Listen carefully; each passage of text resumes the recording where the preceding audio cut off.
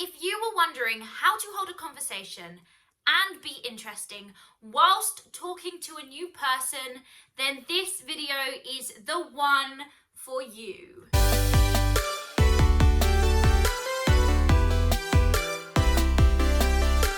For the best advice on overcoming limitations in your life, press the subscribe button and that bell so you are notified when I post weekly. Hey, hello everyone. Emily Jones-Smith here, soon to be author, podcast host, and founder of Live Without Limits Official. This YouTube series is all about limiting beliefs.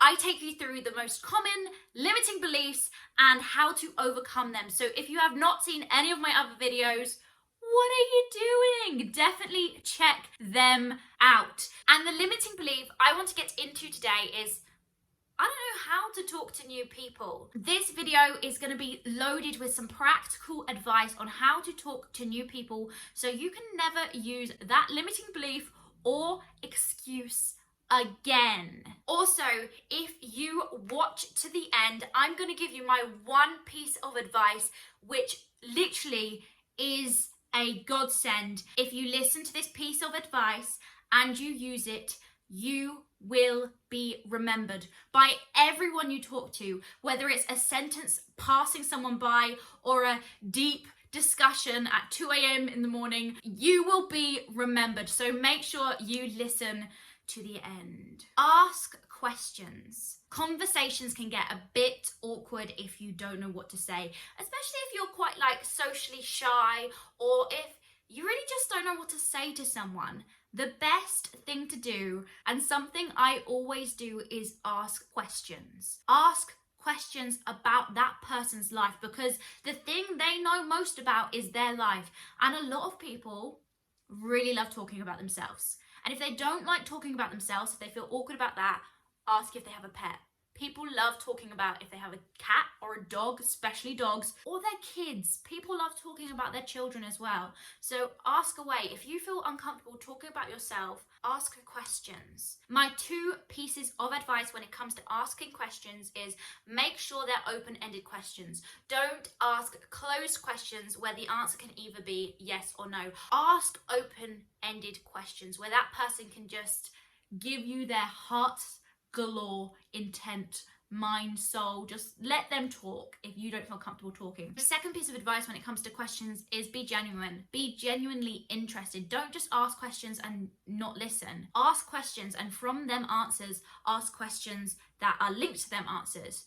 Be genuinely interested. If you're asking questions and they can see that you're not genuinely interested, they're going to shut off. They're going to stop answering questions. They're going to be like, this person doesn't care. Why should I answer? Mirroring. Mirroring is really important, even when talking to people who you have met before, but especially for new people. Mirroring is basically mirroring the person's actions and behaviors. So for example, if someone is giving you a lot of eye contact, give that eye contact back. If someone is looking around like this and a bit nervous while they're talking, don't full on stare like this because it's gonna creep them out. And anyway, if someone's giving you eye contact all the time, I mean, this is quite creepy anyway, so you might not want to do this. You might want to look away at some point in your life. But mirror their eye contact. Another thing you can mirror is their language. If they say a word that you don't normally use, then you can maybe mirror that language. It helps them feel like they're understood when you use the same language that they're using. Another thing you can mirror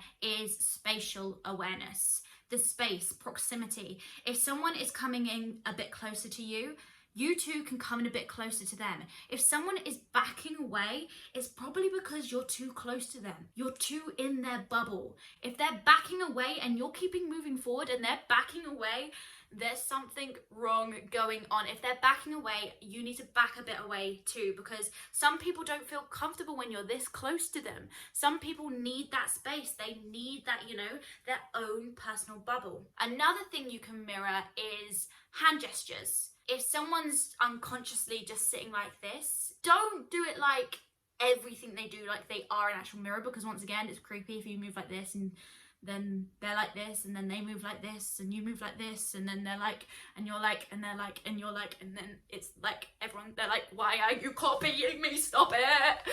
So yeah, don't copy everything, but you can mirror some actions because it makes people feel, you know, sometimes heard, especially if someone's like, oh yeah, it was this big, and you're like, oh, it was this big, and they're like, yeah, it was this big.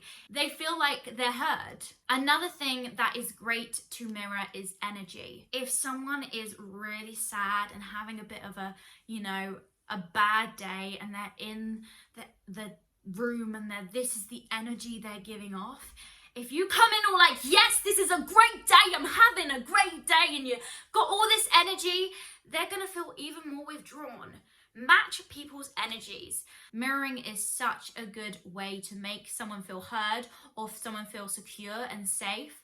Try it out. Practice. Practice is just something we all need in our life. The more you practice talking to new people, the more comfortable you will feel. Something I suggest you do when this COVID thing is a bit more relaxed and a bit more not, you know, restricting our social activities, try and talk to as many people as you can, as many strangers, as many new people. I mean, don't go talking to really weird people. Don't put yourself in an unsafe situation. But if you're out and about and you can, because COVID has stopped and you can interact with other people, then try and test yourselves. Talk to new people. The more people you try to talk to, the better you will get at it.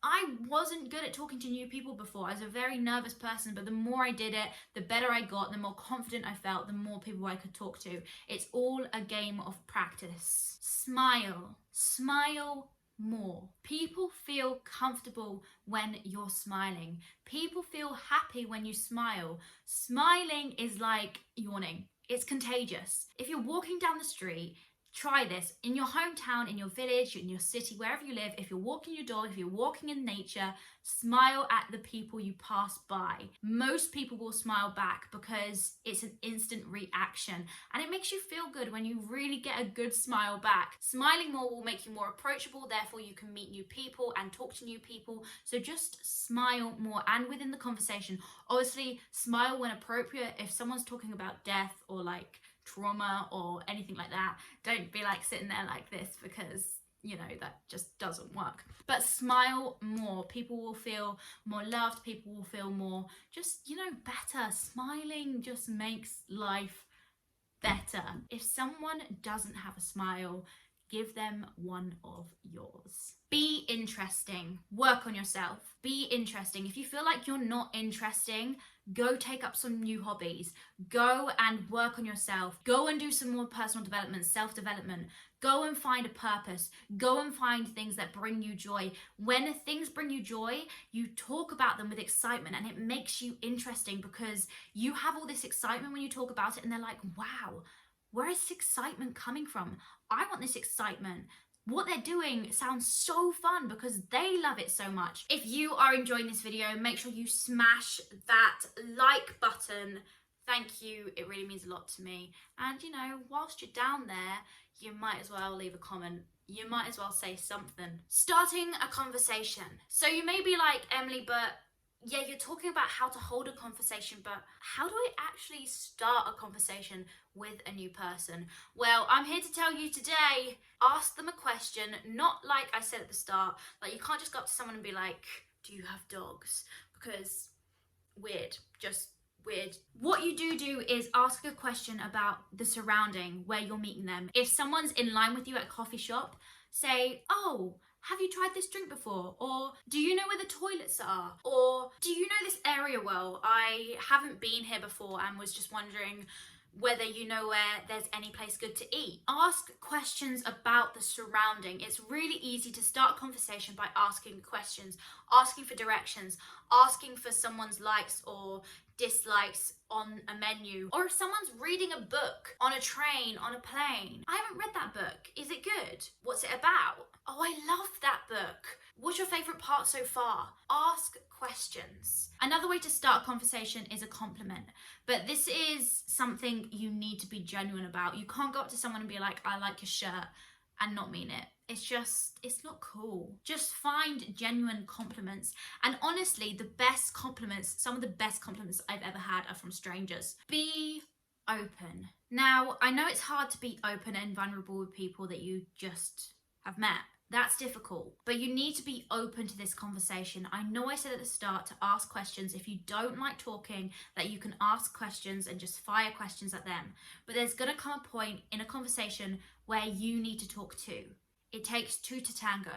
It takes two to talk.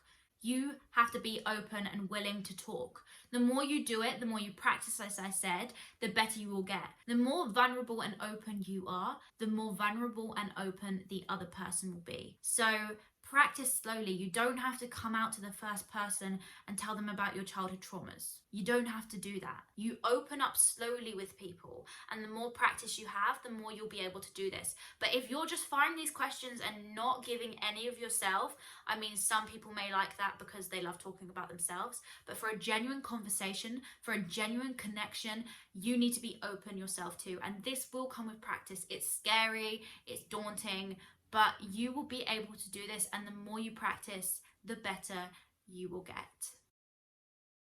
You have made it to the end, and this is my favorite and final piece of advice: how to be remembered when you have a conversation. And it goes like this: people won't always remember what you say. They won't always really remember what you wear, or what the weather was like, or all these different details. What people will remember is how you made them feel. If you made them feel happy, or if you inspired them, however you made them feel, if you make them feel a strong emotion, preferably positive, you will be remembered.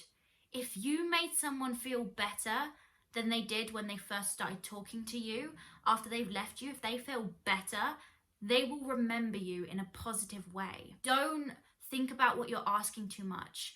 Don't, put too much pressure on it.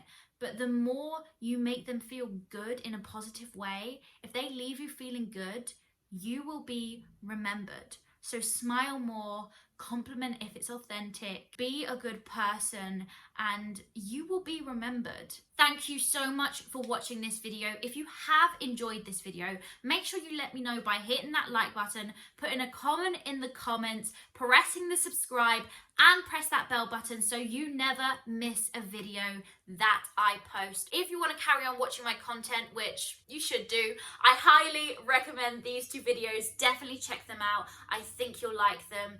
And other than that, I hope you have a lovely week. Thank you.